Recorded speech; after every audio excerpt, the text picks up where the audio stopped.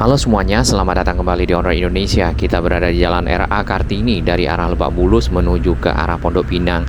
Di sini ada proses pekerjaan yang berlangsung, yaitu mengganti saluran air penghubung yang lama dengan menggunakan box culvert, tentunya dengan kapasitas yang lebih besar dibandingkan dengan saluran yang lama yang sudah tersumbat. Bila kita perhatikan tadi, box culvert yang dipasang sebagai saluran penghubung dari arah Sekolah Bakti Mulia menuju ke arah gerbang tol Ciputat 2 cukup dalam. Bahkan ada yang sampai 9 meter, terutama di bagian yang paling tinggi di sekitar perempatan Pondok Pinang. Untuk melihat area sebenarnya saluran mana yang akan dialirkan, maka kita sudah hampir berada di sekitar Sekolah Bakti Mulia, dan di bagian depan kita terdapat satu saluran air, kemudian ada satu saluran lagi yang akan mengalirkan air menuju ke arah Kali Pesanggerahan. Untuk lebih jelas kita akan lihat peta Google ini. Di area yang putih itu adalah RW 10 yang selalu terdampak banjir, dan di sana juga merupakan komplek PU. Ada sebenarnya kali kecil yang menyeberang di bawah tol, hanya saja kali ini mungkin tidak mencukupi untuk dapat mengalirkan air yang melimpah di sekitar RW 10, bahkan juga RW-RW yang berada di sekitarnya yang terdampak banjir. Permasalahan yang sering didapatkan pada saluran-saluran adalah tersumbatnya oleh tanah dan juga sampah, ya.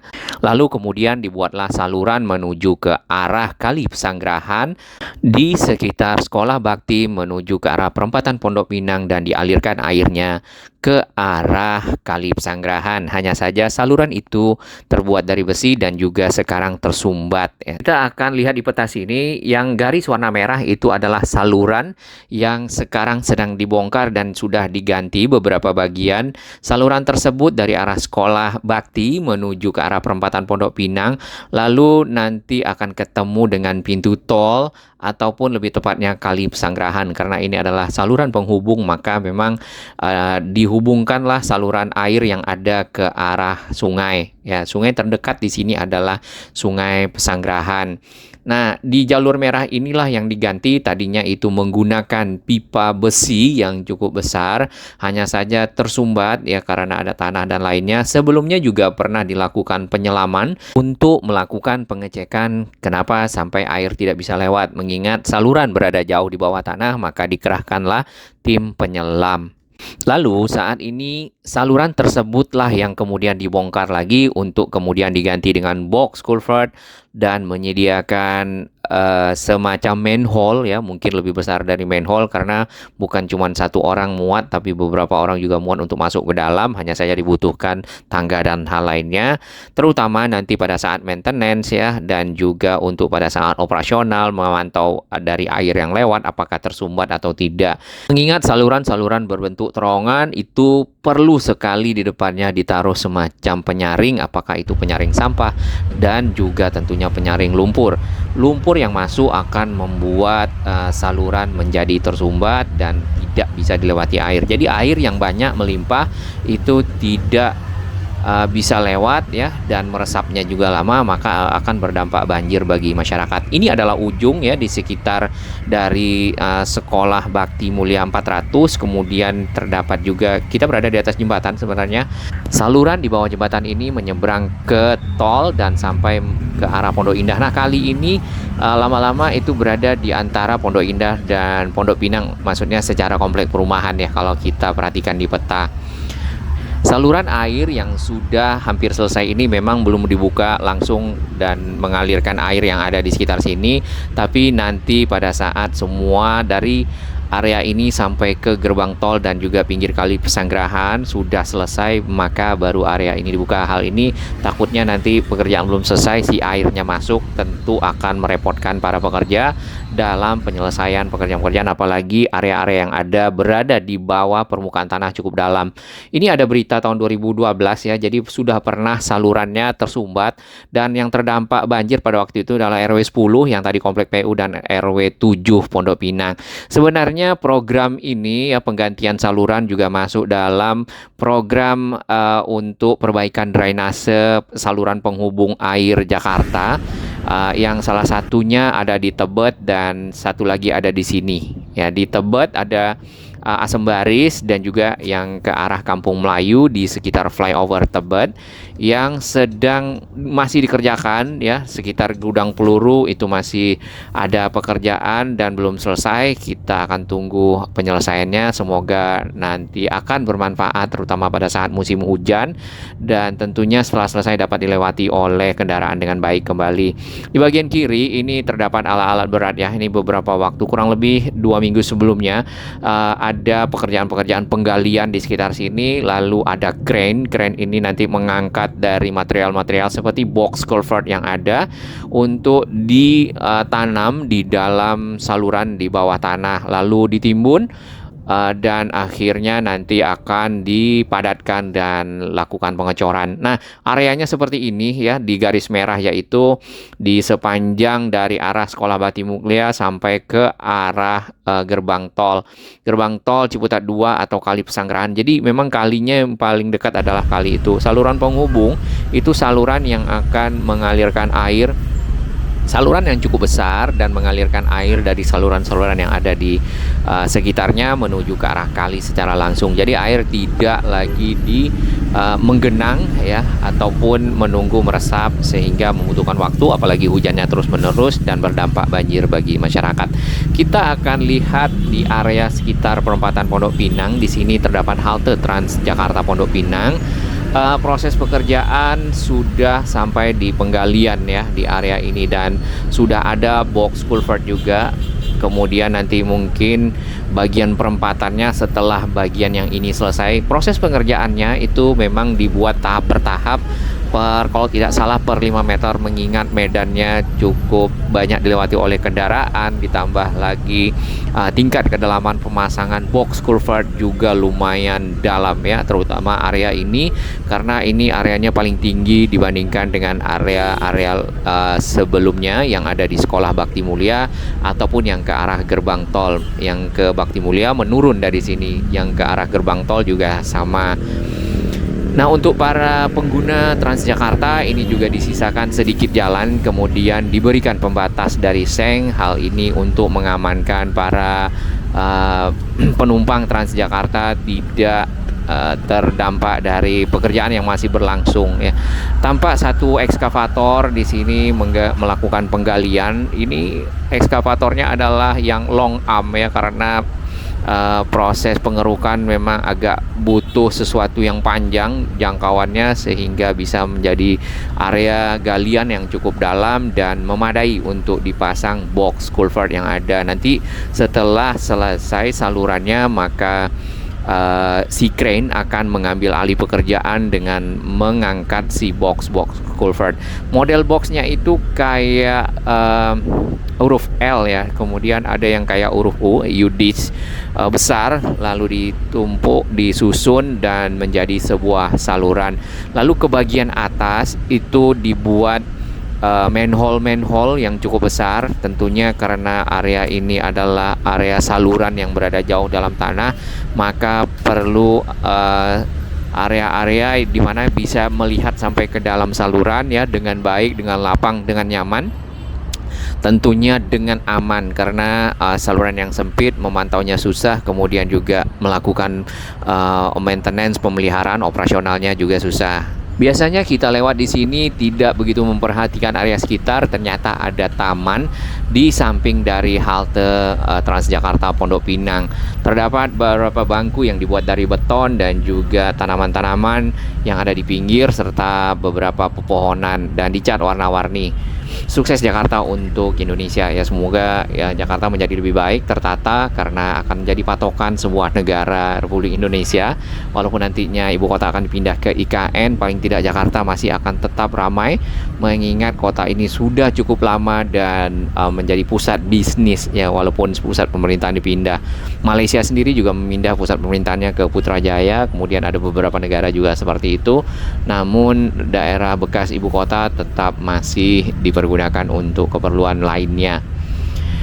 Ya, di bagian sini si ekskavatornya sudah berada di atas tanah yang sudah dibuat salurannya di bagian bawah, kemudian sudah dipadatkan mungkin akan disiapkan pengecoran karena sudah ada anyaman besi di pinggir, nanti tinggal ditaruh ya.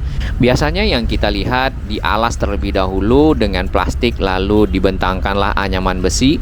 Setelah itu diberi papan di kiri dan kanan dan dimasukkan material curah cor-coran. Dan ditunggu beberapa waktu sehingga rata dan padat, kemudian kering.